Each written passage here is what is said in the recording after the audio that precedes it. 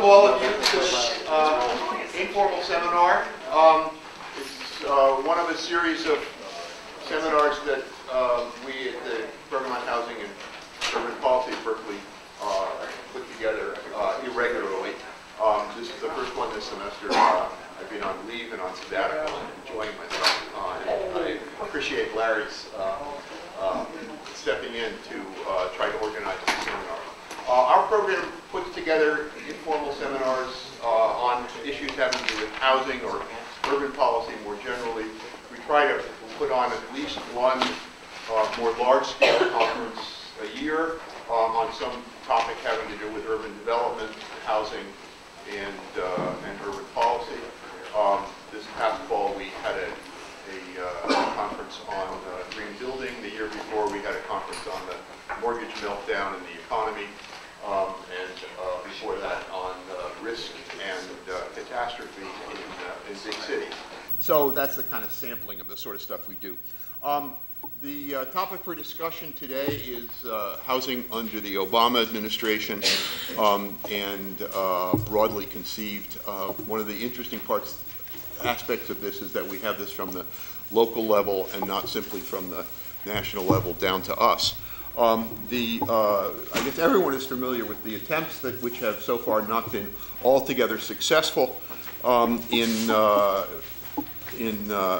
changes in the mortgage market, trying to make various modifications to existing mortgages. There have been 3 or 4 programs that have been introduced, beginning with the Bush administration's program in 2008. But I guess what's not as sort of broadly telegraphed is the implications of other parts of the housing agenda, and in particular with a 10% unemployment rate, things at the very bottom change substantially, and the demand for very low-income housing increases, and the demand for homeless facilities increases substantially. Remember, we were at a 4% unemployment rate. We then went to a 10% unemployment rate. We're still at 9.7, and the forecasts are that we'll be at above 9 for the rest of this year and perhaps for parts of next year. So that impacts on the lower level. It's not a home ownership capability. Beyond that, the general collapse of the credit market, and coupled with very low interest rates, has implications for a whole series of financial aspects of low-income housing, as well as moderate and upper-income housing. The low-income housing tax credit, the market for those credits, the demand for those credits, which then fuel the investment in new low-income affordable housing, is substantially affected by these credit crunch conditions. Again, that's not the kind of thing which is the thing which is emphasized, which mostly has to do with issues in home ownership. So we have 4 people that have different perspective on parts of this. We'll have brief presentations. There should be enough time for comments and fights and discussion from the floor. I know this is Berkeley and people are not terribly bashful. To my immediate right is Terrie Light, who has more than 11 years experience in the Berkeley Food and Housing Project. She's the executive director of this program. They serve about 2,500 people every year, and they put somewhere between 150 and 200 into permanent housing every year, the transition from homelessness into real housing. They've been recognized nationally and regionally under Terrie's leadership, most recently in 2008. Michael Novogradac has more than a quarter century of experience in taxation, real estate taxation and syndication and community development. He's participated in and lived to write about a variety of programs like the New Market Tax Credit Program, the Low-Income Housing Tax Credit Program, and a variety of things that are on the cusp between finance and making new housing on the ground. He's the director of the Affordable Housing Tax Credit Coalition, the National Trust for Housing Preservation. He has an MBA from Berkeley. I should say that Terrie has a BA from Berkeley as well. Alex Sanchez runs a very large and a very well-regarded housing business, the Housing Authority of Santa Clara County.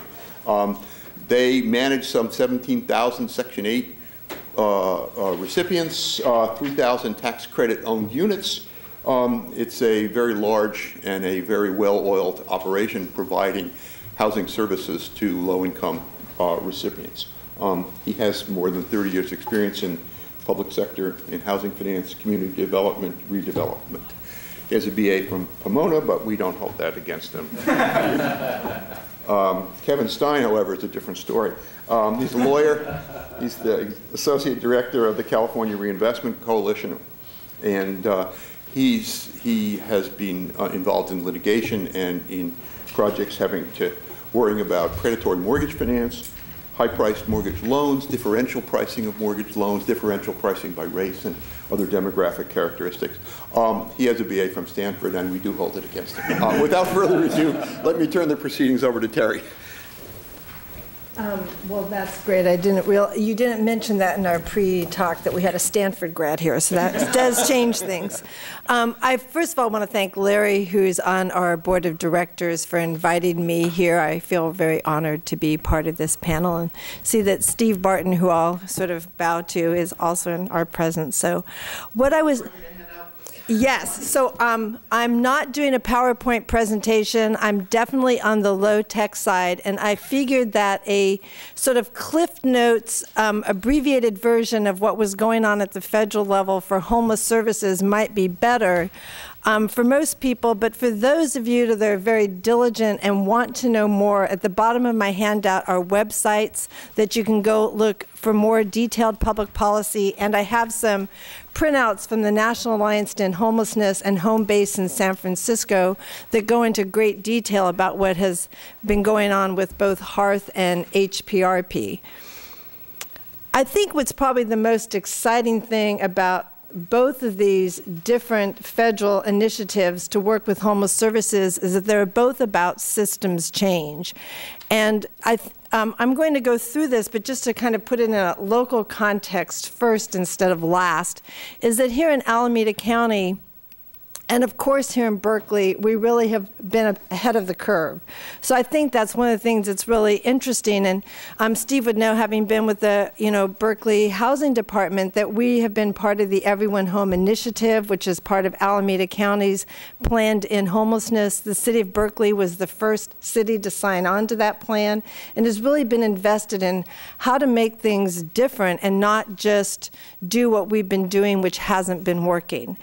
One of the, so I talked to a graduate of this school, Catherine Gale, who's a consultant to Alameda County and very well versed in this. And she was saying one of the things that she thinks is the most interesting about what's happening in the Obama administration is that providers from all over the country that have been doing this work for a long time are now in the administration driving the policy. And so that people that really know what best practices are in communities all across the country are creating the policy, and that is a first in homeless services. So just kind of a brief overview of the Hearth Act, which is not anything that's particularly new to the Obama administration. Most of the components of this act were things that have been presented to Congress before in past years, but probably the most essential thing is it passed, and so now it's going into law.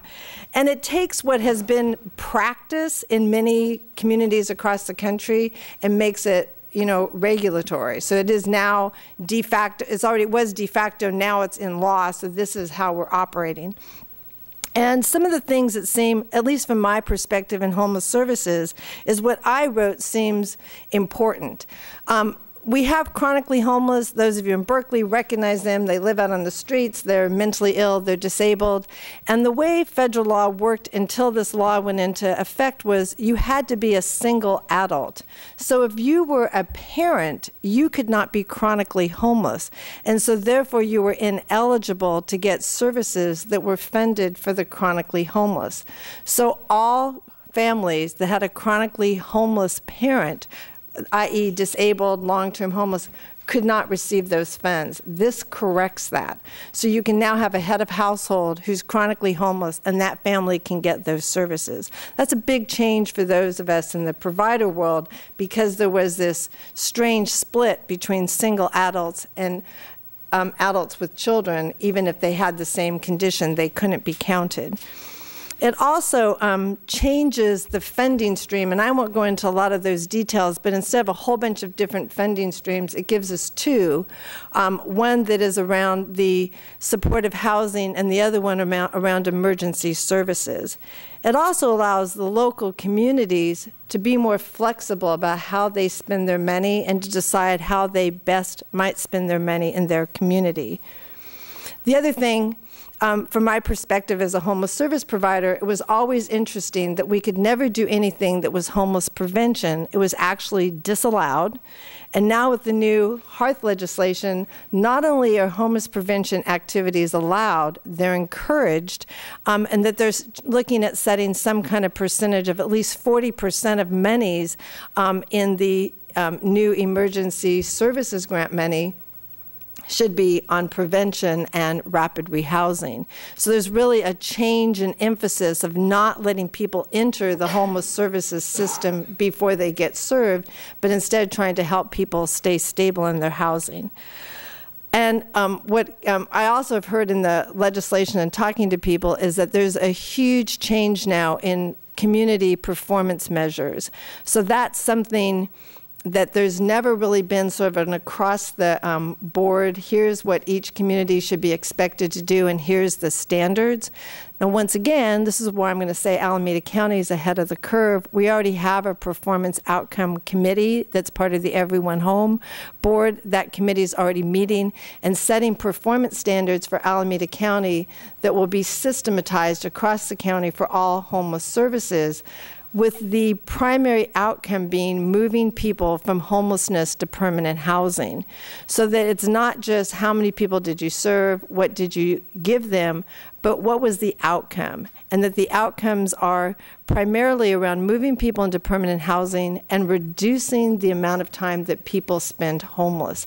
That was never able to be tracked before, because one of the other parts of this legislation is more reliance on homeless management information databases. So now in Alameda County, since 2003, we've been entering all of our client data in a database. The federal government's been requiring every year homeless counts, wanting more and more information to go in there so it can start tracking. Do people re-enter the system? How many days since the time they were entered until they exited into permanent housing? And of course, today there's a really interesting meeting happening at the regional committee's steering committee that Homebase does, where they're talking about the regional effort on how to end homelessness. Because if you're homeless, you don't care if you're in Contra Costa County, Solano County, San Francisco County, Alameda County, and you move around. And how do we, as a region, work on ending people's homelessness permanently so they don't go out of homelessness in Alameda County and become homeless in San Mateo County, that we work together to keep them housed. One of the other differences is more work on targeted populations. So how to end homelessness for homeless families, how to end homelessness for veterans. The Veterans Administration is putting a tremendous amount of money into something called VASH vouchers, which are housing vouchers for people who are veterans. That money has not yet hit Alameda County, but I hear that it's coming here soon. It's in other counties in California. So just a little bit about the HPRP, which is the Homeless Prevention Rapid Rehousing. It's the first new pot of money that has gone into homeless services in quite a long time, $1.3 billion as part of the federal stimulus. And Berkeley has $1.3 million, and the county has over $10 million in this funding. What I want to talk about is what Alameda County decided to do with this funding, which was what are considered best practices.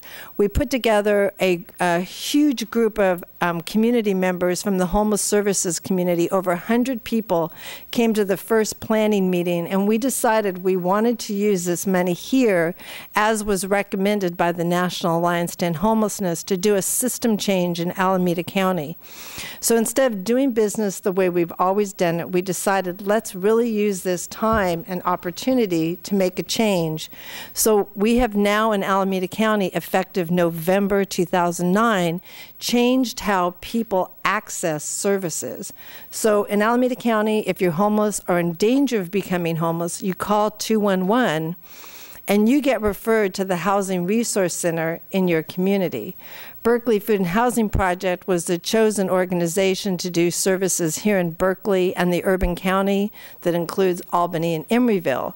So if you were homeless or in danger of becoming homelessness because you're behind in your rent, you can call 211 and get referred either to Oakland, to San Leandro, to Fremont, or to Livermore, or to Berkeley, and get the services you need. And I have I think I put the brochure somewhere about the Priority Home Partnership. And so, all the homeless home-based stuff. Thank you. So what we did is we put together a collaborative effort in Alameda County, and it's a unique model. We've already had people from Alameda County speaking at national conferences because we're the only county that has done this, which is already redefined our system so that people that are in danger of becoming homeless can have access to this money immediately. So I think that's kind of what they're talking about, that these new things in the HPRP are about preventing homelessness, and then rapidly rehousing people that become homeless. The same kinds of items that the Hearth legislation are trying to enact are sort of embedded in the HPRP legislation. We're hoping that the HPRP, the Homeless Prevention Rapid Rehousing Money, gets reauthorized as part of the new HUD NOFAs that go forward. There are people advocating. That's part of what the National Alliance to End Homelessness does, that are based out of New York. And it's the prevention part that just seems so critical. What we saw here in Berkeley was a 3-to-1 ratio of people coming and asking for assistance to pay for their back rent, pay for utilities, not the typical person that had been accessing our services, but a new group of people who are on the edge because of the economy, that fell behind because they were already low-income wage earners. Their incomes had been reduced. They were barely paying their rent, and they needed more assistance. One of the things Larry had asked me to talk about was this unique band of demographics that this legislation had asked the HPRP organizations to serve. So it was basically the working poor, but that we had to figure out that they were almost on the verge of becoming homeless, which led to these pages and pages and pages of questions that would ask all sorts of intrusive questions of people who had never come to a social service agency before. They had never been on welfare. They'd never gone to a shelter. They'd never been homeless. And they came hearing, wow, this great program. Their legislators told them about it. Their city hall told them, come get this money. It's part of the federal stimulus. It will help you. And they didn't know that everything that they had ever, never told anybody, that we would ask them, and might at the end of this long, detailed questioning process tell them, you don't qualify, because it had a very limited band, and that if people had too much money in the bank or too new of a car, they were told, oh, I'm sorry, well, you should sell that. And how horrible to be coming and asking for help finally for government money and then be told you don't qualify. So even though that was difficult, the federal government decided, and this is all since November, oh, you communities that are giving out this money, you're not giving it out fast enough, and you're asking too many questions and not giving it to the people who need it anyway, so we're going to change our rules for you. So since November, they've already changed the rules, and the new rules, as of today, are, well, take some more risks, you communities, and even if people do become homeless again, you should give them this money. So interestingly enough, that group of people that was working poor that the money was designed for, they now are all overqualified.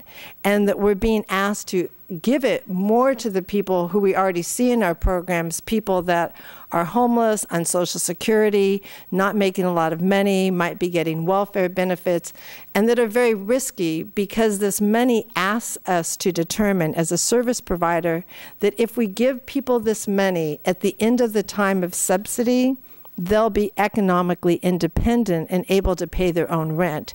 And we're supposed to give rent subsidies for 3 months. and then reassess. So how many people are economically independent after 90 days, or maybe a renewal of 120 days? So this has been an interesting, difficult journey where we get a lot of scrutiny both by the county and the federal government. So it's an interesting pot of money, although very helpful for the people that are getting it. I'd say what's been most helpful for the residents in our shelter and our transitional housing, and where people are using it the most, is for move-in deposit money, and actually to help pay for moving vans, which is something that's very practical, and paying for storage facilities. So it does pay for some unique things that other pots of money have never paid. We work with TANF money as well, so with the county social services department, and try to leverage those funds together. But I think what we'll have to see as time goes on is how does this work for, as many of you know, here in North County, we work with a highly disabled population. Most of them are not going to be independent anytime soon. And how will our performance measures be? Because remember, we're being tracked by our performance measures when all the people we help, when we end the subsidy, and if they enter into homelessness, will look like we didn't help. So it is kind of an interesting policy situation where, as service providers, we're trying to help, but being held to a performance standard that might be impossible. So more to follow, because we're only 5 months into it. Here in Berkeley, we've served 66 households and helped all of them move into permanent housing or keep their permanent housing. And we'll just, let you know how it goes. But it's the most interesting process. So thank you. Thanks very much, Terrie. Our next speaker, Mike Novogradac. Mike? Great. That was absolutely perfect. Thanks. Thank you, John. So it's a pleasure to be back at my alma mater. So, and the topic, as you know, as you can see up here, the low-income housing tax credit. And I'm going to sort of talk about the sort of broad production industry out there that's supported by the low-income housing tax credit. And I'm going to take a moment here and sort of assume that many of you aren't as familiar with what this program is. So I'm going to give a little bit of background, and I'm going to stay at 30,000 feet here in terms of volume across the entire United States. It is a program that was created back in 1986. It was part of the Tax Reform Act of 1986, where the federal government took a number of incentives to build affordable housing that were inside the tax code and consolidated them into one single program. And this right here, this chart shows the volume of units of housing that have been produced by the low-income housing tax credit since 1986 on an annual basis. And you can see that in the early years, 87, 88, 89, it was kind of spiky as the program was getting fixed by Congress, initially created, found problems with it, and had to make some various adjustments to it. And then it started to level off. And the program initially was a short-term program. Initially it was 3 years, got extended a few times. That's why it's kind of jerky, is because it was going through periods of time where it hadn't been extended, and it got extended. And then in 1993, it was made an indefinite part of the tax code, and has since been in the tax code. The low-income housing tax credit is the only significant national production program for affordable housing. It's entirely supply-side based. Most of the HUD budget is really on the demand side of the housing equation. So if you look at affordable housing in terms of the low-income housing tax credit program, it's a bit of a sleepy program that's been out there a number of years now, and it's starting to get a lot more sort of national attention as kind of just the general number of units have added up over time, as well as it becomes a significant part of the overall multifamily rental housing starts. What this chart shows is back in 87, one of the reasons why we had the Tax Reform Act of 1986 was there was all these tax shelters being developed. There was lots of rental housing getting built for the tax benefits. It was a classic situation where back in those years you could invest in one of these tax shelters, lose money, never get $1 of cash back, but actually make money because of rate arbitrage and time value of money and such. So Congress closed down that. But up until then, there was a significant increase in total real estate investment, including multifamily rental housing. So you can see at the peak here in '87, there's like 500,000 multifamily rental housing units getting built. And before that, the peak was even higher in the peak of these tax shelters that had nothing to do with affordable housing, just had to do with housing in general. So since that time, you see the big spike down in sort of total multifamily housing starts as the glut of the late 80s of rental housing at the market rate level was being experienced. There wasn't much reason to be building new housing. And then starting in the early 90s, the multifamily market rate housing started to rebound. This line here, the lower line are the low-income housing tax credit housing starts, the low-income housing starts, the starts that are out there serving lower-income families. It pretty much kind of keeps along at a set pace. There's a cap on the program. There's a certain amount that's allocated to every state. So the actual production there kind of stays pretty flat. And depending on how the rest of the market is doing, there are years when the low-income housing tax credit is building 70–80% of multifamily rental housing starts, and then there's years where it's maybe 20%. Once again, not because the low-income housing tax credit multifamily rental housing starts is changing all that much. It's more what's happening in the rest of the economy. And this only goes through 2007. Clearly in 2008, 2009, and later, the low-income housing tax credit starts to be a greater percentage as the market rate starts slowly decline. I mentioned that this program is getting a lot more attention every year. In part, it's because of the cumulative number of units. Back out in 1988, when there was maybe 30,000 units and maybe 15 to 20 million multifamily rental housing units throughout the country, it wasn't very significant. You add those up over time, and now roughly 10% of the U.S. Multifamily rental housing stock is supported by the low-income housing tax credit.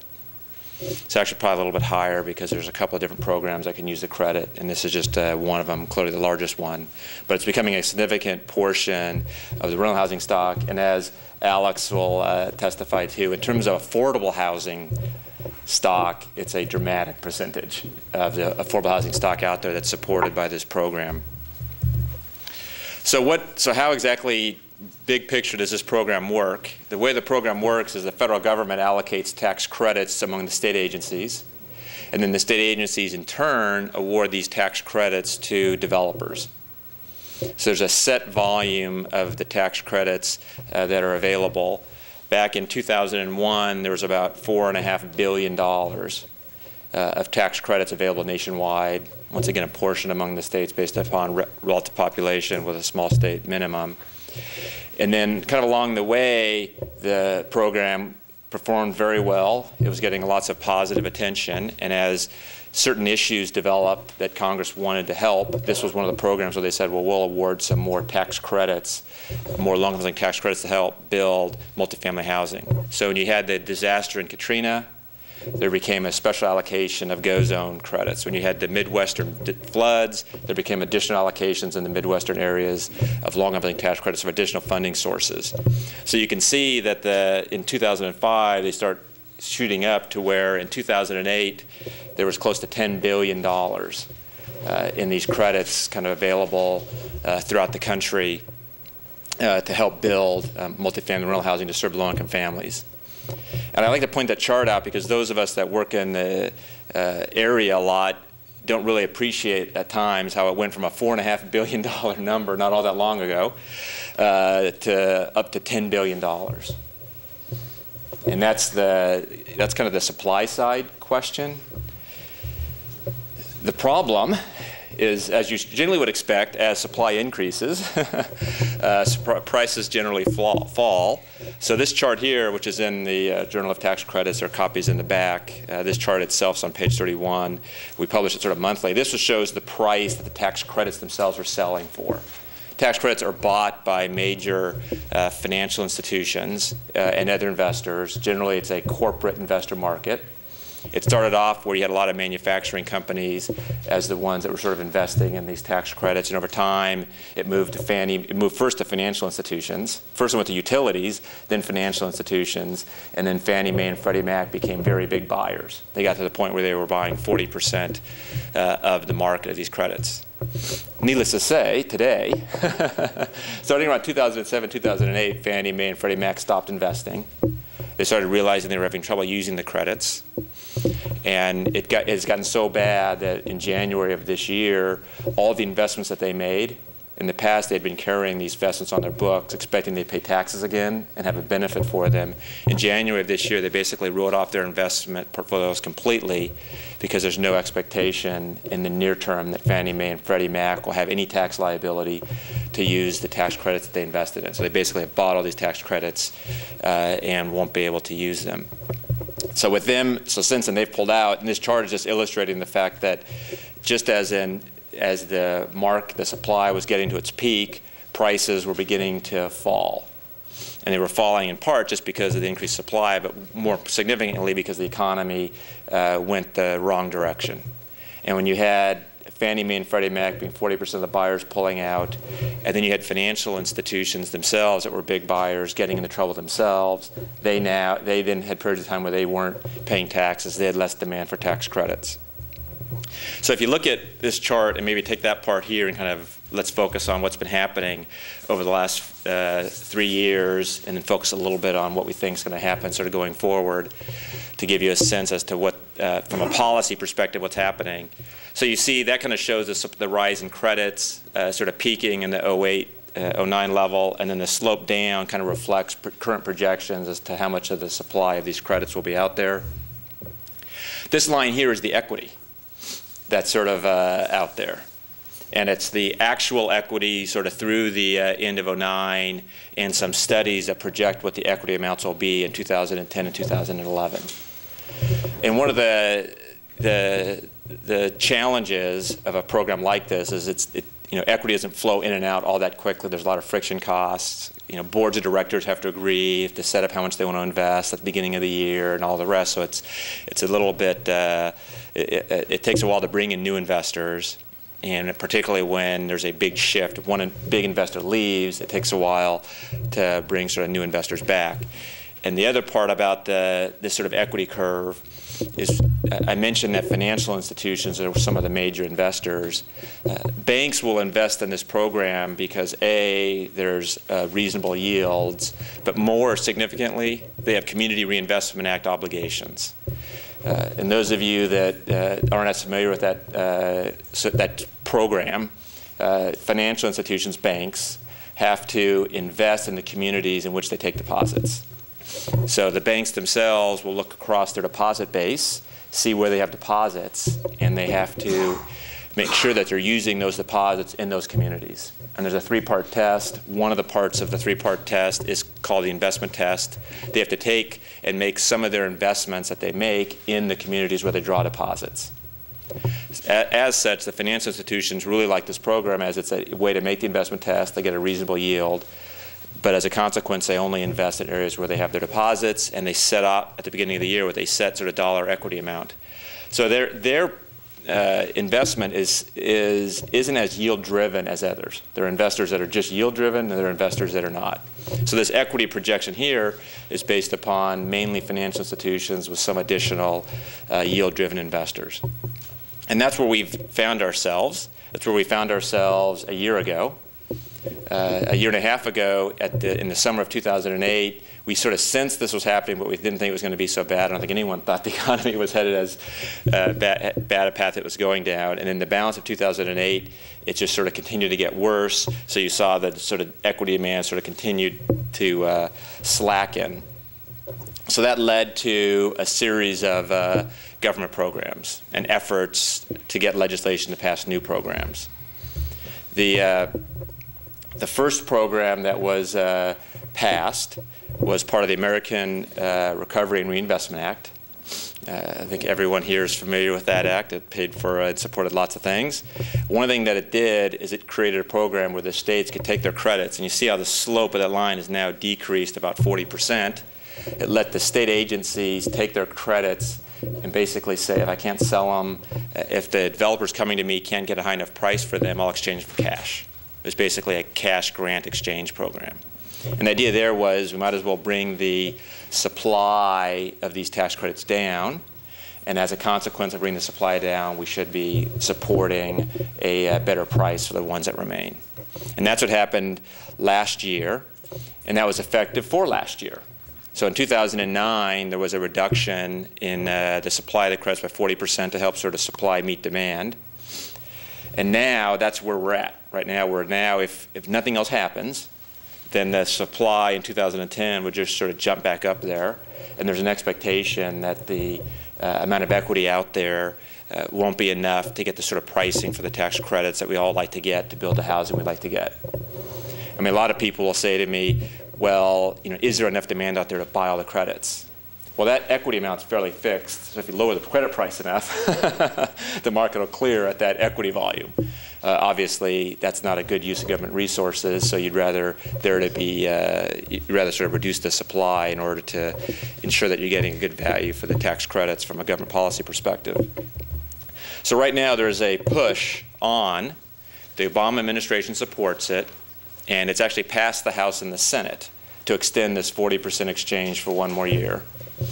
So the good news is it's passed the House and it's passed the Senate. The bad news is it's part of a broader bill that isn't the same, and now that has to go to conference, and we're not sure when that's going to happen. It could, we're hopeful it'll happen by the end of May. We're hopeful it'll happen before the Memorial Day district work period, or recess, but Congress likes to call them work periods. So it used to be recesses, now they're work periods. And if you're a senator, it's a state work period.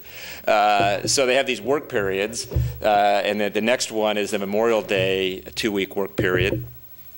So we're hopeful that before then there will be a conference on HR 4213. The House and the Senate will agree, and this will actually pass. There's no issue with respect to this provision. It's just how you're going to pay for it, and there's a conflict in the House and the Senate with respect to what the revenue raisers are going to be to pay for it. So that's the that's what's happening right now. I would say in general that's the Obama administration sort of answer for now is simply reduce the supply, give the states cash instead of these tax credits, and wait for the broader economy to rebound. Expectation being the banks will make money again, it'll rebound, and then there'll be demand again, and everything will be strong. There is, however, a push by a number of industry advocates, and industry advocates from all sides, from the banking side, the low-income advocacy groups, and others all sort of got together and tried to come up with proposals to try to reinvigorate the market. And this is one of the 3 proposals. The 2 other proposals were demand side. They were saying, how is that we can increase the demand for the tax credits? Rather than just sit back and wait for the economy to get better, what can you do structurally to make these credits more valuable and as a consequence generate more interest among investors? And one provision has to do with sort of small community banks, which isn't as significant. The one I'll talk about is the larger one, which it strikes me as it seems like it's fairly straightforward, and that is you go to the financial institutions and say, and all investors, and say right now if you invest in these tax credits, if you can't use them in a given year, you carry them forward, or you can carry them back 1 year. So what a lot of institutions are saying is, now that I have this 1 year or 2 years where I don't owe any tax, I'm not going to invest now, I'll wait until I'm in a tax-paying situation. Plus you have a lot of investors that 2 or 3 years ago, it never occurred to them that they might have a year without paying tax. That's fresh on all of their minds right now. And I suspect it'll be fresh on their minds for a number of years. And tax credits, the tax law used to be that if you got these tax credits and a whole list of other tax credits, you could carry them back 3 years. And that, for some reason, Congress thought that was the right policy. And then over the years, they kept shortening that carryback period. As they wanted to do other things in the tax code, they could change the carryback period to raise a little bit of money to pay for some other tax benefit. So the big push here is to say, well, rather than keep it as a 1-year carryback, why don't you go and let investors carry it back 5 years? And if you carry it back 5 years, there's even a reinvestment requirement saying if you go, you buy these credits, and you can't use them, you can carry them back 5 years, but you have to invest in more housing. So that's there's a big push on right now to try to come up with ways to increase investor demand until the market recovers. And I think everyone certainly believes the market will recover, but it doesn't hurt to do things to help the market recover sooner And from the standpoint of a policy perspective, if you make the credits themselves more useful to investors, you will, no matter what else happens, increase the value. And it makes sense to increase the value of if you're going to give a tax credit out, you ought to try to make it as valuable as possible so it sells at the highest price.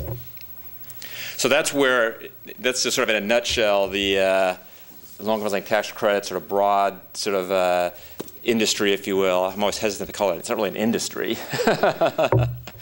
But it's the sort of community, if you will, in terms of building affordable housing. We have websites and such. I encourage you to go to the website. We have our one of our publications at the back.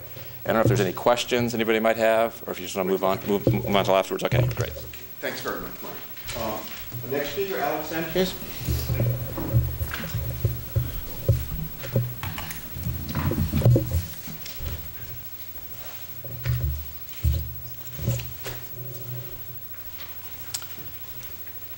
Thank you. I'll be describing a portion of the housing supply that's provided in the country. This is primarily programs funded by the Federal Department of Housing and Urban Development. And to just give you an idea as to why we are interested in these programs, let me just give you a few numbers about Santa Clara County's economic situation. We have a number of issues as it relates to affordable housing, but the median income in Santa Clara for a family of four is around $105,000 per year.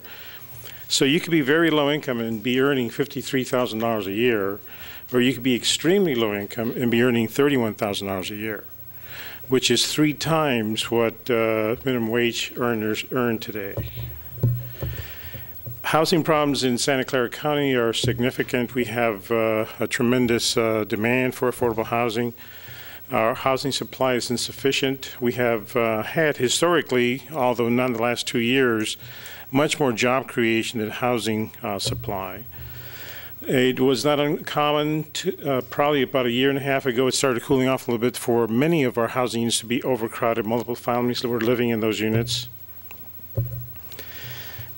Much of the housing built in Santa Clara was produced after World War II, so a lot of it now has not started to see significant deterioration and disrepair, and so rehabilitation is a high priority. Homelessness continues to be a problem in our region. 7,500 families experience an episode of homelessness sometime throughout the year. And our section wait list has 55,000 households. We opened the wait list in December of 2006 for 5 days and received 70,000 applications. We actually had to go through a computer lottery because we received online applications. People delivered their application to us, to our offices, and so we had one household that applied 33 times just to make sure we got their application.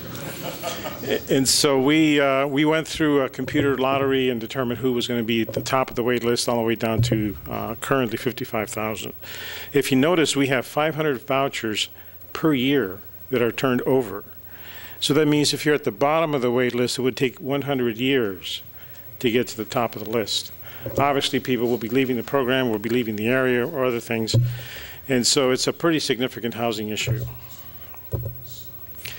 If you want to rent a 2-bedroom apartment in our region, you need to earn at least $35 an hour, which is 3 times minimum wage.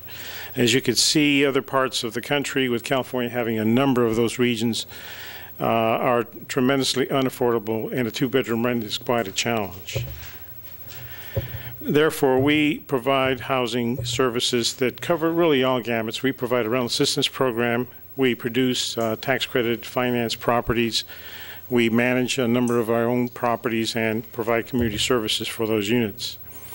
So today's discussion is about the public housing agenda for the current administration, and a lot of the agenda is driven by budget proposals that are released by the Office of Management and Budget. The operating fund, which is money that's provided to housing authorities to run capital, to run public housing agencies, is essentially pretty close to the last administration. So it's a fairly similar number. The capital fund is how much money you receive to fix units. And so we have about $30 billion in deferred maintenance going back to the 60s and 70s. The current capital fund proposal is for $2 billion. That's actually a high number. under the stimulus plan, there was an additional $3 million that was provided to improve these kind of properties. And so it's actually gotten better than in past administrations. One of our favorite programs is called PBA, and I apologize for all the acronyms. It's basically a project-based voucher that you connect the voucher to the unit, not the household. This allows you to finance renovation projects or finance new construction. And finally, the Hope 6 program is being changed somewhat. Hope 6 was an effort going back a number of years to transform public housing by providing funding to housing authorities to change outdated public housing to, in some cases, demolish public housing.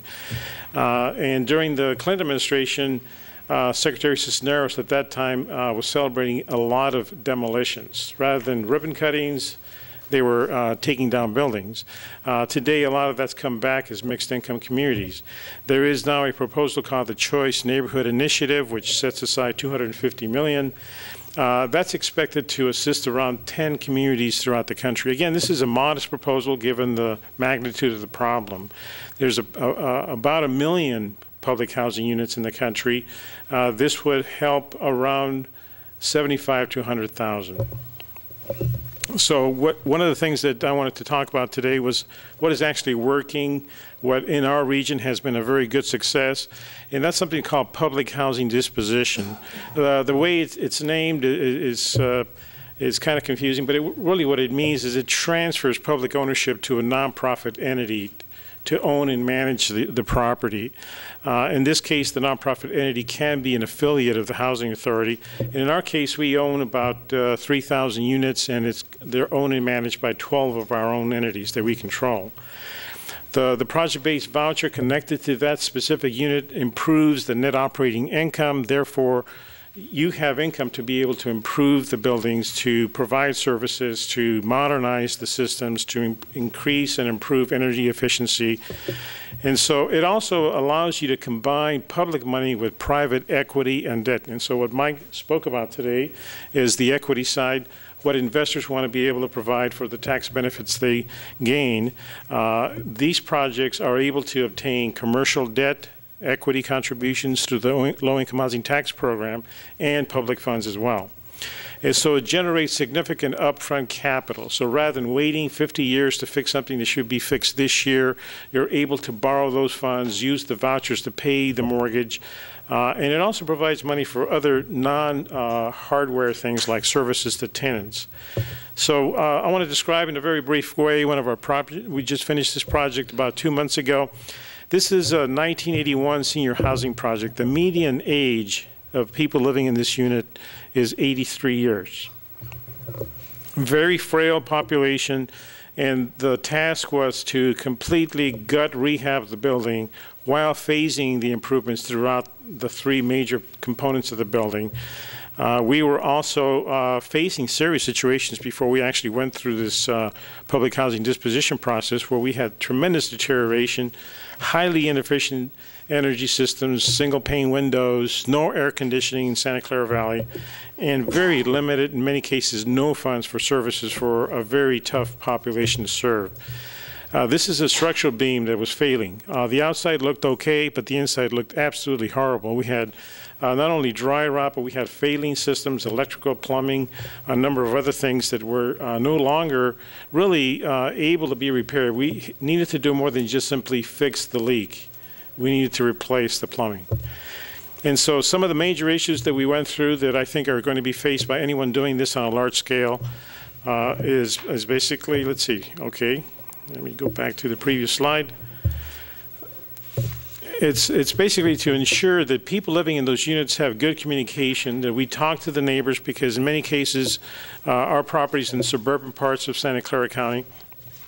This particular project was in Campbell, California, a small community, about 50,000 residents, and the mayor's walking down the street every other day, so you know that you need to really keep the project under control.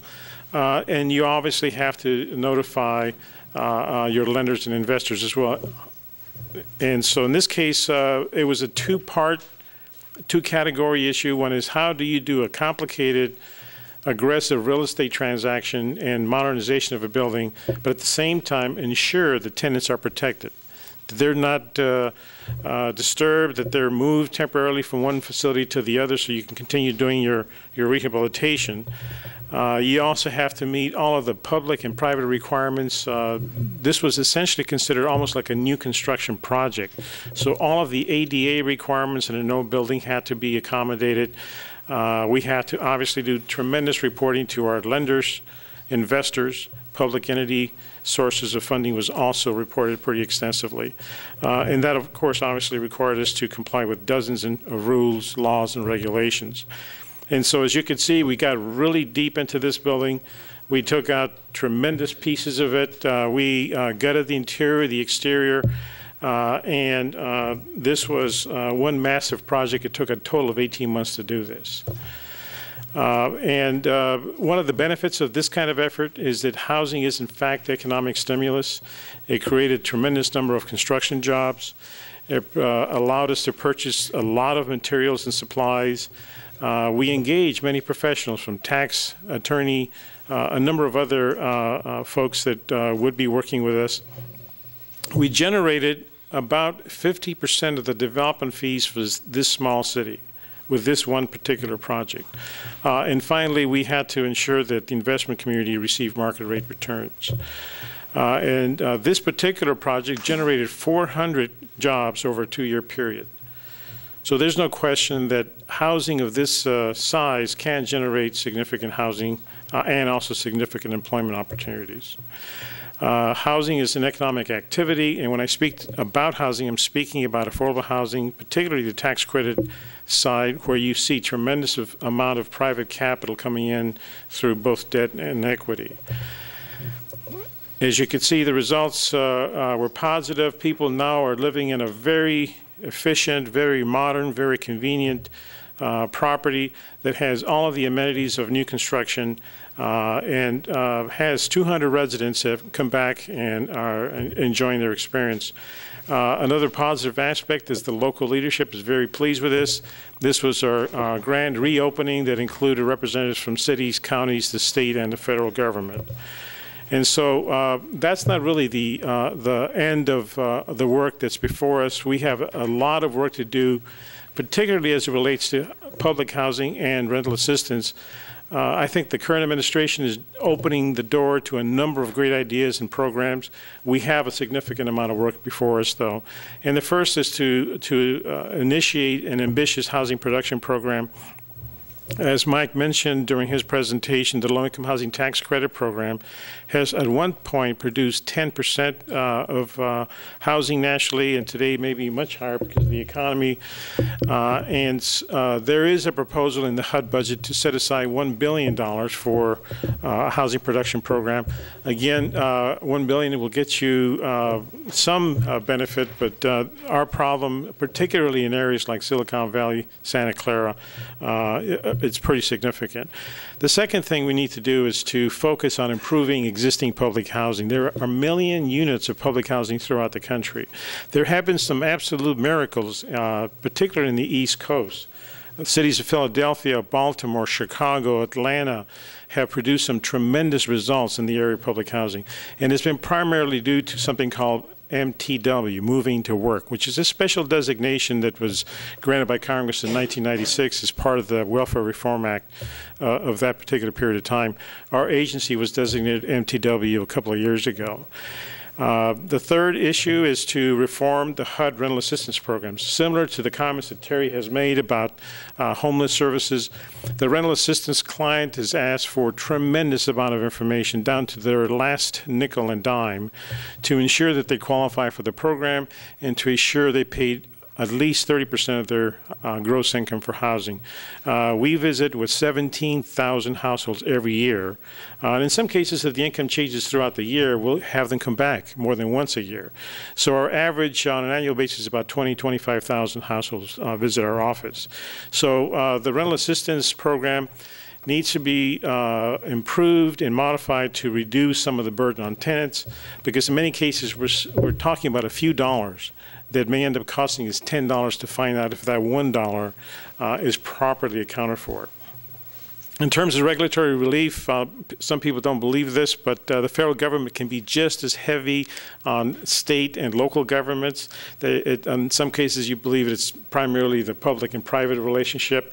But city governments, and I think Terry mentioned this, working for a nonprofit, that are heavily regulated by Congress and also by HUD. So we're supporting regulatory relief in many areas where we find that either it's duplication or no longer useful to submit certain reports and certain report on certain activities. And finally, we propose that federal efforts on housing and social services be combined. We were one of the counties that received VASH funding. It's an absolute success to use Veterans Administration funding and the case management that provides with the housing voucher that we're responsible for. And so in conclusion, affordable housing can contribute to the economy and is an important ingredient in the circumstances in our county. So thank you. Thanks very much, Alex. Our cleanup hitter, Kevin Stein. Oops.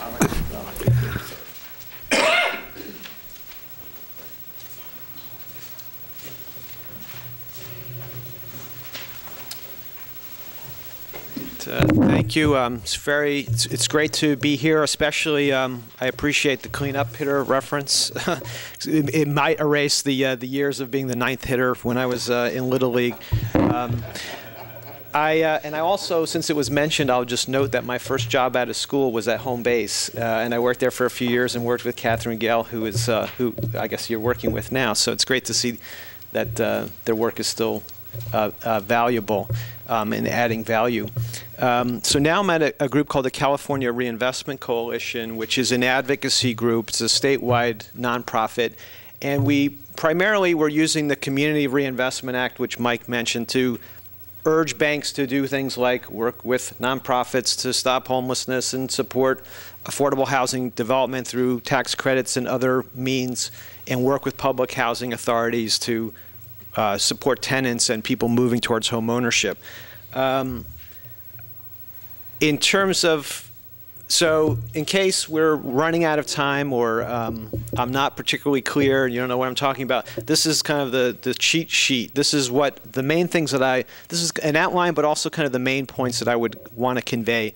I might start off talking, trying to provide a little bit of context. I'm mostly going to be talking about foreclosures. So while organizationally for many years we're working to enhance community development in neighborhoods throughout California and to get banks to do good things, we've also been trying to get banks to stop doing bad things. And on that score, we really haven't been very successful. So we found ourselves devoting a lot of energy over the last couple of years dealing with the foreclosure crisis. So I'm going to focus mostly on that aspect of what we're doing and talk about the main federal policy in response to the foreclosure crisis. And then to provide some context to begin, I might talk about a couple of the research analyses that we put together that we think kind of paints a picture of what's happening on the ground. Then to talk primarily about the HAMP program, which is the federal Obama administration foreclosure prevention program. And again, for the for those who are getting tired or whatever, getting tired of me, it doesn't take very long. But just stay in there for one more minute, because the main thing I'll say is, on the HAMP program, it's not working. So what's happening? People are suffering in large numbers because their homeowners losing their homes, their tenants who have nothing to do with any of this, who are getting illegally evicted because their house went into foreclosure, their neighbors in the community who see their property values go down because there are more and more foreclosures on their street, their communities that get devastated because, as we were kind of talking about earlier, you have vacant properties that are inviting criminal activity and nuisance and a blight on their neighborhood. You have local governments that are suffering because they're not able to collect the tax revenue, the property tax revenue that would support city services. And our larger economy, obviously, is being greatly affected. So we have this huge issue. And the system that's in place, setting aside the HAMP program, what the financial institutions do to work with people who are in trouble is it's an insane system. And so the HAMP program was an effort to bring some sanity to this insanity, and unfortunately, it's not quite working. I'll probably mention briefly, just because it's an important issue, the plight of tenants. And so there is one federal law that was passed, and I believe it was Obama that signed it. Unfortunately, I would say in California, it's probably being ignored every day, on a daily basis. This protection for tenants who are living in foreclosed properties is being ignored. And it's significant that it passed because generally landlord-tenant law is not an area for Congress, right? It's usually the state and local government that deals with tenant protections. And then just maybe to list and probably not have much time to talk about what else is important relating to these issues. People may have heard, how many people are, well, let me just, first of all, how many people know somebody who's dealing with foreclosure in some way? A few of you. And how many people are kind of following these issues at all in the media? Okay, a fair amount. One of the solutions that had been proposed about a year ago, which really is kind of the one, if you had to say like, what's one thing that actually has been articulated in a bill that could be voted on and passed and make a difference, it's judicial modification or bankruptcy cram down. And that has failed, but we kind of need that. And then there's a lot of talk today about the financial regulatory reform, which is critical. And if we had something like a Consumer Financial Protection Agency, we probably would be having a different panel right now. I don't know what we'd be talking about, but and then CRA, which has been referenced a couple of times, is a law that really needs to be strengthened. And I think what we've seen over the last few years demonstrates the importance of kind of tightening and updating the one law regarding banks that actually works. And the only reason it's not as effective as it could be is because it's too limited. And protest. So I didn't go to Berkeley, but I understand that you guys like protests, so maybe we'll talk a little bit about that. So just very quickly, what's been happening? We, a few years ago, and I should say our members are nonprofits, about 300 nonprofits throughout California, many working on the front lines to deal with the foreclosure crisis. We also have groups that are working with small businesses and working with homeless people and a lot of the affordable housing developers that Mike probably works with. But a lot of folks that are we're trying to get people to become first-time home buyers, and then started focusing with the times and trying to help people stay in their homes, and telling us, getting a lot of calls and input from folks saying nobody's getting any help. And this was at a time when the banks were putting out press releases saying we have all these programs to help borrowers who are in distress, who are at risk of foreclosure. And what we found was a huge disconnect between what the PR was and what was being experienced on the ground. So we conducted a few surveys of the counseling agencies that were seeing about 10,000 people a month in California. And what we found, we did a number of these. We asked, how common were different outcomes. Foreclosure was always the most common outcome. So these are for, everybody's, the advice was, if you're in trouble, go do something about it. Contact your servicer. Even better, contact one of these nonprofits that's in the business of helping people, and they'll facilitate those conversations. And even those folks weren't getting help. That the holy grail in all of this are loan modifications. So, and that's what the HAMP program is about, is trying to get the servicers to restructure the loans, to modify the loans in a way that's affordable to the homeowners, and that those weren't happening. And I have a feeling that I'm probably taking too long in all of this, so I'll try and kind of move ahead and allow for, because I know we want to have questions and comments. But and our last survey was as the HAMP program, which is listed here as the Obama plan, was being implemented, and people were saying, still, we are not seeing any real help for the homeowners who are trying to stay in their homes, right? There's a lot of talk about people who are walking away and people who are irresponsible and people don't want to be there and they own 10 homes. We're talking about people who want to stay in their homes and they can't stay in their homes. And then the last one, because just in case someone from HUD is here in the audience, one of the questions we asked, and this is very concerning to us and gets into this analysis we did, is, okay, across the board, people are doing poorly, but is it really across the board? Are some people doing more poorly, having worse outcomes, less likely to get a loan modification? And when we ask the housing counselors, again, these are nonprofits. In fact, many of them are kind of former industry people who have been hired by nonprofits because they understand mortgages. So they're not necessarily like crazy advocates. They probably didn't go to Berkeley, let's just say that, right? They went somewhere else. They're saying, you know what, 2 to 1, we think that people of color are doing worse based on what we see, right? So that's a big, we have the Fair Housing Act. And I guess another kind of big, broad message is these critical decisions that are being made by the loan servicers. Does someone get to stay in the home that they're living in so their kids can continue to go to the same school? If it's someone who's been there for a long time, where maybe they built up equity, or at least they've built up memories, they've been there for a long time.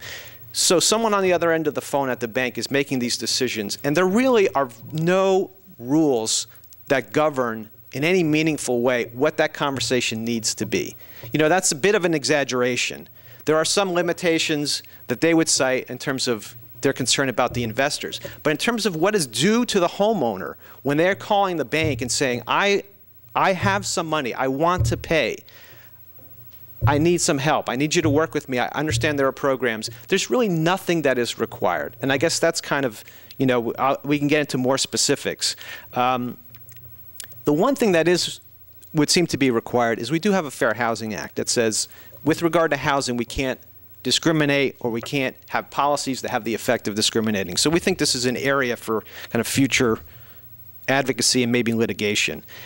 I will just tell you, this is just as I tried to give you the bullet points for the larger presentation. We did a report that we put out a couple months ago where we tried to look at bank practices over the last several years, and basically, and we focused on 5 cities, including Oakland in California. And we looked at different data sources, and we tried to say, how did bank practices impact neighborhoods in California, including along race lines, neighborhoods of color? And what we found, well, going in, we knew that certain communities had less access to credit, had a harder time getting loans. And then over 2003, 2004 through 2007, we had kind of a reverse redlining situation. And this maybe is intuitive to a lot of people, but we tried to look at it with the data that at least in 2006, the year we looked at, you would see that higher cost mortgages were much more likely to be in neighborhoods of color in the 5 cities that we looked at. And then maybe intuitively, when we looked at 2008, these neighborhoods were disproportionately seeing foreclosures. So disproportionate to the amount of housing units that were in these neighborhoods, there were more foreclosures. And then this is kind of where we are now on this next bullet. The loan modifications are not happening. And then lastly, kind of today, moving ahead to today, now we have this credit crunch, right? This credit crisis. And everybody knows that lending has gone down dramatically for everybody. But again, we look, well, is it really across the board? And what we found is that the decrease in access to credit was more strongly felt in neighborhoods of color, so that there was a shift. The percentages didn't stay the same, right, from 2006 to 2008 in terms of how many loans, how many good loans, we just looked at prime loans, went in neighborhoods of color. The percentages got lower. Of all the prime loans made, there were fewer prime loans made, but they got lower in neighborhoods of color in recent years. So we think that's a disturbing trend, and also something that we hope the regulators will look at. There's a little protest for you. This was, just somewhat quickly on the tenant piece, last year, June, I think it was 11th, was a National Day of Action. Groups from throughout the country held actions. We did a few in California, including this one was in LA, and it happened to be at a fourplex where that went into foreclosure. And we focused on the plight of the tenants who were living there, who had no knowledge that any of this was occurring, families that had been living there for many years. And the interesting piece of this is that, in a way, the unintended target was U.S. Bank. U.S. Bank is not often in the news. It's one of the largest banks in the country. It's getting bigger in California. But they play one of the perhaps obscure roles in all this. They were the trustee on the pool of thousands of mortgages in which this one property, however you would grammatically finish that sentence. I think you guys know where I am. So the mortgage on the property was sold on Wall Street, was pooled, and people have some sense of that. And then U.S. Bank was hired to kind of oversee this process. So when you would talk to U.S. Bank, and they're just an example, about predatory lending, they would say, oh no, we're not involved in predatory lending. We didn't make those bad loans, even though they used to own a part of New Century Mortgage, which was a terrible subprime lender. And then we talk about foreclosures. Oh no, we're not really involved in foreclosures, but they're sending the eviction notice to the family that had nothing to do with anything and actually has a legal right to stay. So it's just, I guess, to give a sense of the complexity of the players and the process, which maybe in a way helps explain why the Obama's home affordable plan is not doing as well as we would all like. There were a few pieces to it. I'll just focus on the modifications. The basic idea was all the servicers have different ways of dealing with borrowers who are in trouble. Let's set up a system where there's some uniformity and consistency so that we'll say, we'll define who qualifies, and if they are proven to qualify for a new loan, a modified loan, we have some sense of what the terms of those loans would be. And it was really targeted toward making the mortgage payment affordable as a percentage of somebody's income. So there are all these eligibility requirements. And the president announced this, I think, in February of last year. And I don't know if we criticized it. We commented on it the very next day. And one of the things we said is, this sure doesn't seem like it's destined to succeed because, in essence, it's voluntary, right? And everything to that date, you know, the Bush administration had tried a number of things, all voluntary. And voluntary in a couple senses. You can decide if you want to participate, but also within the program, even if you're participating, there's some flexibility to make certain decisions. And then ultimately, there's no one to tell you if you're doing it wrong. That's what seems to be the case. And I guess that's our main criticism now. The president, when he announced it, he said 3 to 4 million people would get helped by this piece. Right now, I think it's 220,000 people have gotten loan modifications through the program. If anyone's interested in this stuff, the Congressional Oversight Panel, Elizabeth Warren, who's wonderful and people may know of, who's been pushing the Consumer Financial Protection Agency, they came out with a very extensive report, and there's a lot of good information in there where they're monitoring this. And they said for every one person that's gotten assistance, 10 people have gone into foreclosure. We have a number of critiques of it, but I have a sense that it's been, I should probably yield the floor. But, well, this one jumps out at me. I'm somewhat arbitrary, you may have gathered. So we have critiques about what's happening. And ultimately, I guess to say something positive about the administration's efforts, they keep trying to improve it. So I know on here when I was doing this, I was saying, well, the principal reductions, they really kind of blew past the idea that people really need to have their loan amounts reduced, not just their monthly payment, but what they owe. And that wasn't part of this. There's some move towards, you know, last week the administration said, well, we're going to try and encourage that. Just a couple days ago, Wells Fargo was before Congress with Chase, and they said, well, we're not really sure about that part. Well, I mean, are they part of the program or not, right? So this last bullet, so the administration keeps trying to make enhancements. They want to make it more clear to the homeowners, maybe create some kind of an appeals process, which didn't exist, maybe give them reasons why they were denied so it doesn't seem completely more arbitrary than I am, where just decisions are made and you don't know why you got denied. So I'm sorry, you lose your home. But the one thing that they haven't quite come forward with is to say, when are they going to tell the servicers, you are failing. You're not complying with the program. You signed these contracts. We're paying you money. We bailed you out. You need to do something or there will be consequences. And I guess that's the main theme. There are no consequences to the servicers. I can find none. I can think of no consequence that has been foisted upon the banks for not helping people according to what they say. The two bigger, I mean, there's that issue, and that's where we are. We also, I mean, I forget how you mentioned it, like a narrow band of people who qualify for certain programs. The HAMP program is a narrow band too. A lot of people are not going to qualify. But even, let's stay within the band and let's get help for the folks who are in the band. The one thing that would change this dynamic is this judicial cram down bankruptcy reform. So currently, if you have a yacht, a loan on a yacht, and you go into bankruptcy, a bankruptcy judge can say, well, you know what, your yacht is, the value of the yacht is a lot less than what you owe. I'll kind of readjust it and cram down the loan amount. And if you own a second home, I'll do the same thing. But if it's the home where you live in, I as the bankruptcy judge can't do that. Does that make any sense? It makes no sense. I'm sure the bankers were responsible for that provision because most people have one home. So there's an effort to make that common sense change. Let's treat first homes like yachts and second homes. And it passed the House about a year ago. It went to the Senate, and it died. And Dick Durbin was kind of moving it, or at least talking about it the most on the Senate side. And when it asked about why it died, he said, the bankers frankly own this place. I think that's the problem we face. That's why a Consumer Financial Protection Agency is going to have a tough time being meaningful. Consumer Financial Protection Agency could have said certain loans, like option arm loans to people who are low-wage workers who don't speak English, maybe that's not right. You know, maybe there's something inherently abusive about that. Those are the loans, these are the foreclosures we have now. CRA needs to be updated. Oh, okay, just for my Berkeley friends. So the big problem is accountability. There are many problems. It is complicated. The big problem is accountability. On Tuesday in San Francisco, we're having a big protest. This happens to be Wells Fargo. They're having a shareholders meeting that day.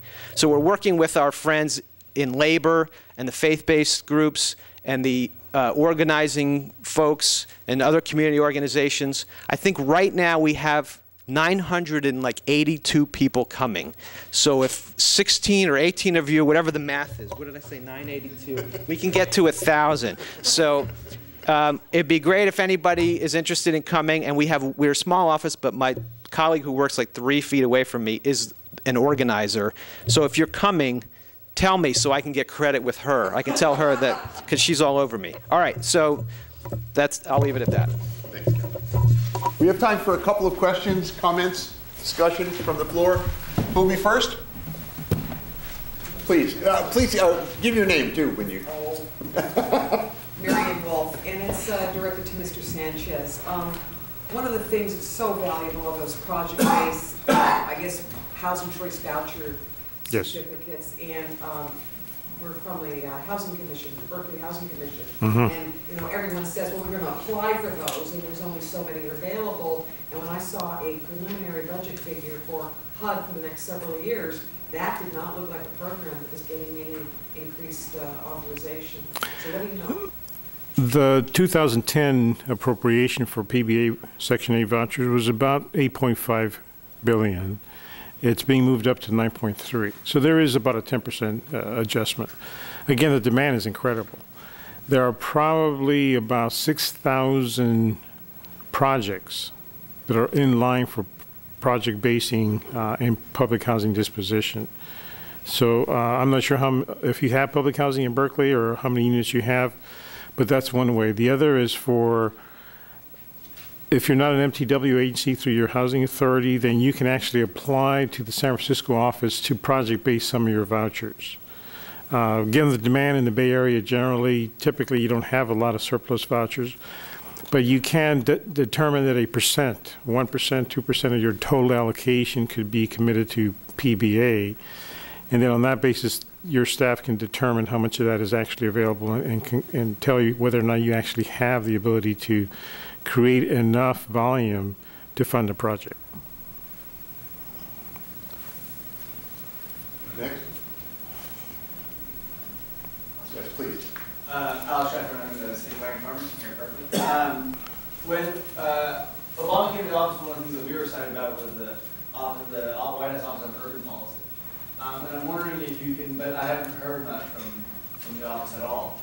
I'm wondering if from the housing side, you can comment whether there's been any change on, any attempt to integrate housing policy with urban policy, land use changes to facilitate more affordable housing, things of that nature. Just quickly, there may be others that want to comment on that, but Bruce Katz, who was at Harvard and worked for Secretary Cisneros and is back now working with Secretary Donovan, has attempted to connect all these various programs and look at urban issues as a single topic. And this idea of moving Hope 6 money into this urban neighborhood program is a first step in that direction, but there may be others. We'll have last word. Please. I will. My name's Adam Craig. I'm a student here at Building School. I had a question for Mr. Stein. Actually, kind of a two-part. The first thing was, I'm wondering, of these loans that require modification, how many, in your experience, are part of these mortgage-backed securities that you're talking about, that are pooled into loans and are securitized? I couldn't put a number on it, but I think most of them have been. I mean, the profile of the loan is changing. So when the crisis started, it was really subprime lending in large part, and many of those loans, most of those loans, I would say, were securitized. Now we're kind of moving towards option arm loans, which also were mainly securitized, and we're saying not by Fannie Mae and Freddie Mac, right? By this kind of what people think of as a Wall Street securitization. And yeah, and though we're seeing more also of just prime loans, but I guess it feels like, and you know, we have our constituency, which is low income communities of color, and so a lot of that is subprime and option arm. Well, I mean, would you propose forcing loan modification on loans that are securitized, and if so, how would you deal with the problem how would you deal with the fact that there are agreements between the investors and servicers that say that basically you can only modify a certain number of loans in the pool? I mean, yeah, no, it's a good question. The servicers, when the finger is pointed at them, will often say, well, our hands are tied because we have, as you're describing, we're servicing as subject to contractual restrictions, right? We can't modify all the loans. And Sheila Bair, the chair of the FDIC, was actually a big loan servicer for a while when IndyMac failed and the FDIC took it over. IndyMac was a large kind of Alt-A lender and servicer. And they went through all the PSAs, all of these agreements, and they said in most cases it's really not an issue. In some cases it is an issue. But if you think also about the Obama plan, and this is kind of our criticism, it's based on incentives. I guess I didn't even mention that. So it's not just that it's voluntary, but their idea was, well, let's pay the servicers to do what they should do. And part of it is they can't, we are not paying them to, we can't pay them to make modifications that they're not allowed to by contract, right? So that doesn't change anything. But so the whole idea that we're going to pay the servicers to do what they are supposed to be doing, I found that to be an indictment of of everything the servicers have been doing up to that point. Is how can you say, I'm the servicer, I'd love to help you, but my hands are tied because of that Wall Street securitization contract. But if you pay me $1,000 a month, Mr. Obama, then I guess my hands are a little freer, and maybe I'll do it sometime, right? And another example is Wells Fargo, right, and Wachovia. And I hope this isn't being taped, where I'm saying something that seems like it's positive about Wells Fargo. But Wells Fargo, they bought Wachovia, right? People know that they bought Wachovia, and Wachovia had purchased World Savings, which was a big option arm lender, and did a lot of lending in this area, based in Oakland, right? They were kind of an unusual old school lender where they didn't securitize their loans. They held onto their loans, which is why they were held out as a model for many years. It didn't stop them from taking down Wachovia, right? A lot of those loans went bad, those option arm loans, and Wachovia went under, and Wells took it over. So now all of a sudden, Wells has a lot of loans where they actually own it. There aren't these contracts, right? And they are saying, you know what, we as the owner, they're not saying it exactly like this, but we as the owner, we do better if we modify the loans and reduce the principal.